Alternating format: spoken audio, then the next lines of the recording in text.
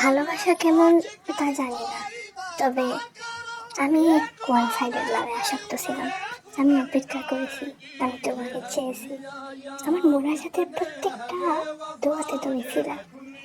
আমি আজও অপেক্ষা করি, আমি আজও চাই তুমি ফিরো, কিন্তু এই ফেরা না ফেরার অনিশ্চয়তায় আমি হাঁপিয়ে গেছি। তুমি ফিরবে না তা আমি জানি, তুমি আসবে না তাও আমি জানি, তাও আমি অপেক্ষা করি। এটাকে কি ভালোবাসা বলে, নাকি এটা আবেগ? আবেগ হলে তো কেটে যেত, কিন্তু তা কাটতেছে না, যে মায়ায় পড়ে গেছি না, তাই বলতে পারতেছি না আপনাকে।